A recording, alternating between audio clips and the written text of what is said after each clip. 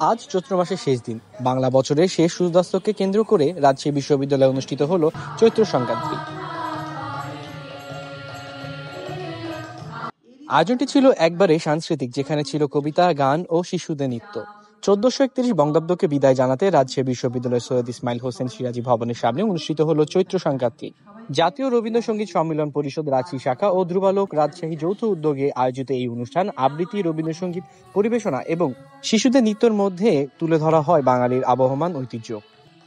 উপস্থিত দর্শক ও অংশগ্রহণকারীরা জানান, বছরের শেষ দিনটিকে এভাবে সাংস্কৃতিক আয়োজনে উদযাপন করতে পেরে তারা আনন্দিত। যে ঐতিহ্যগুলো আমরা যেটা আগে লালন করতাম, ধারণ করতাম, সেদিকে রাষ্ট্রীয় পর্যায়ে যদি এই দিনগুলো পালন হতো, রাষ্ট্র যদি এগিয়ে আসতো, তাহলে সেই হারানো বিষয়গুলো আমরা আবার ফিরে পেতাম। চৈত্র সংক্রান্তির এই আয়োজনটি শুধু একটি উৎসব নয়, এটি বাঙালি সংস্কৃতির প্রতি আমাদের ভালোবাসার বহিঃপ্রকাশ। নতুন বছরকে বরণ করে নেওয়ার আগে এমন একটি মুহূর্ত আমাদের শিকড়ের সঙ্গে সংযোগ করে তোলে। রাজশাহী বিশ্ববিদ্যালয় থেকে আলামিন মাহি, স্কাই বাংলা।